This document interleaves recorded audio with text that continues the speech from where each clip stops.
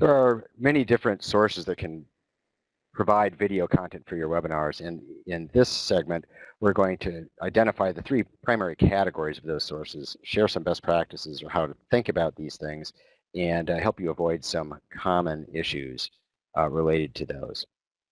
So we've determined that you want video in your event. You've identified presumably some content. It helps to understand the differences between the content types. So the first, we'll call web content sources. These are probably most easily understood as being video content that already exists on the web or could pretty directly make it to the web. It might be something that you already have in the can from your annual conference. It might be a YouTube video that's germane that you want to share. Webcams, probably self-evident since you're watching them now. Everybody, I think, is familiar with the talking head webcam experience. But these are live, real-time video signals streaming to your audience. And we mentioned earlier the professional video production company, or a complex, live video acquisition system that actually presumably is mostly live, but doesn't necessarily need to be so. Professional video production company can mix and match sources, and that's what we're talking about. There is a complex video signal acquisition and production system. So let's take a look at some of those sources that are available, and let's start with the web content source. Think YouTube. Think something that exists out on the internet that everybody can get to. Really important first question you need to consider. Do you have the rights to use that information? Broadcast rights and recording and distribution rights are two different things, and making sure that you have the ability to send that information to others is kind of important. Delivery is probably your next biggest question, and the first of those delivery items that we're going to discuss is a web share. This is where everyone makes individual connections to that content. That can have a lot of variable based on the size of the event and where you're pointing everyone. YouTube is certainly designed to handle a large load of connections all at one time, and there have been successful uses of that. If the content you're trying to share exists only on your organization or association server, and you are now trying to drive several hundred people into that location, you might want to talk to your IT department. They may have a different opinion about whether or not that's going to be a good idea. But knowing those things in advance, and again, having some conversation about, and also knowing how important items are, helps you make those decisions. There can be some synchronization issues in that delivery. Everyone isn't going to see that content all at the same time, but it's probably going to be close enough that it shouldn't really cause any big problems. Screen share is the look over my shoulder way of sharing information into webinars or webcasts or other types of virtual events. It's you see everything that's on my computer, and I could certainly call up a video and play it on my computer and use that mechanism to share it out to you.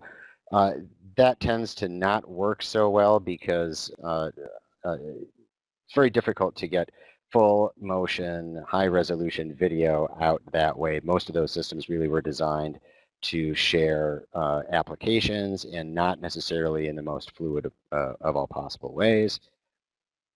An alternate source, depending on the tool that you're using, is to get your hands on the file, on the video content itself, and put it directly into the tool. A lot of different tools have this capability. You simply preload it prior to your event, and it's there in a library or in a collection of additional resources that you can then call up and trigger playback for all of your attendees. And again, that depends on the tool. If your tool has it, you should learn how it works and learn what its behaviors and idiosyncrasies are, because it very likely has some. Format considerations. Particularly if you're going to take a file and load it up into a tool, but also if you have a file that's in the can, it's maybe not ready yet for the web or for streaming. There's a lot of different formats out there, and your tool probably only accepts a few.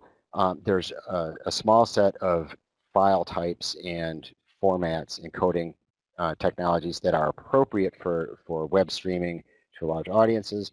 you should talk to a partner or your vendor and find out what form that file needs to take or that content needs to take in order for you to share it, and what might be necessary for you to get it from the shape that it's in to the shape that it is necessary.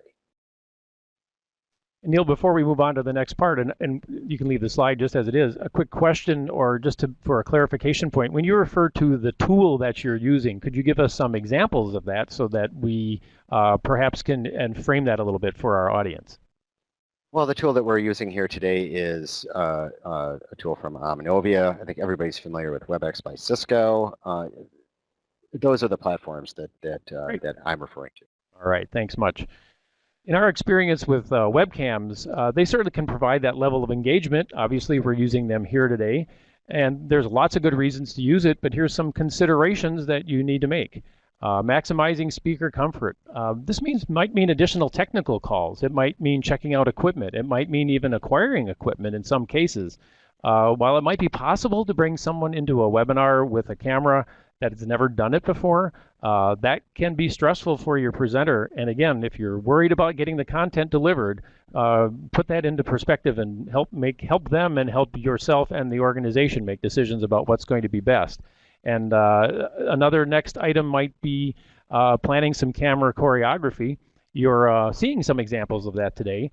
There was some conversations on our end here about who was speaking when and making sure that you as an audience didn't have to just look at the same thing all the time. So hopefully you're seeing some of the examples of camera choreography, even the fact maybe it's present or not when you start. Those things need to be discussed, and that, again, can add some time, so make sure your speaker is aware of those conversations so that they can help with that process as well. System resources, running cameras through computers, all bundling information and sending it on to a center point and distributing it to everybody who's attending. That can take some heavy processing. And I can tell you the system I'm using right now, I'm noticing that the table is very warm. This computer is working pretty hard to make sure it's sending all that information. And that's an example of a conversation you need to have with your presenters. We have on the checklist, you'll see a whole list of items related to webcams, but in particular, a good solid computer that can handle that process and be devoted to that process during the course of the presentation is very important. The visual environment can be important as well. We've seen odd things happen where calls and training were done at 9 in the morning, but the actual event is in the afternoon, and suddenly there's so much sunlight we can't get a decent camera shot. You need to give consideration to that. What's the background? You don't want to end up with a floating head. A presenter who is mixing with their background so much that their head is the only thing that you can actually see. So again, some consideration to that visual environment can make the process a lot more pleasant for the audience and less stressful for your presenter as well. We happen to use a webcam producer, and our thanks out to Mike Cushman, who's doing that work for us today. That process helps us focus, as we have talked about, on that content. And with that, I'll turn it to Neil. Thanks, Kurt. So another source that we had identified is using that professional video production capability. Professional video production teams can help turn really complex situations into fairly simple ones from your perspective, because they focus on the difficult parts. They solve the problems for you, and you can focus your attention, where it is better applied. But it's not free, and so it helps to think about where you might best use those. Simulcasts are ripe for this, because while it's certainly possible to put a single consumer level camera on a tripod in the back of the room and just broadcast the output of that camera, which never moves and always has a wide shot, you can certainly do that. But if you want to have close-ups and camera moves, if you have a speaker that walks around a lot and you want to stay close and tight on that particular speaker, you're going to want a cameraman. If you want a second camera to cut to cover bad moves or difficult moves, now you'll need a video switch, and video production teams can easily deploy systems like that for you. Simulcasts are really a great opportunity to go beyond the typical single camera in the back of the room, using a video production team, not having to worry about really the complexity of it. Mission critical presentations where everything really has to be right. It's really nice to have specialized professionals, professionally equipped, helping you sort through all of the issues relating to video. And similarly, high exposure events where your brand is at stake, or a high profile personage, their personal reputation seems to be at stake, or needs to avoid embarrassment. Again, having professionals help you think through and deal with the various segments in signal acquisition and encoding and transport to your end users can remove a lot of anxiety and a lot of fragility from your system.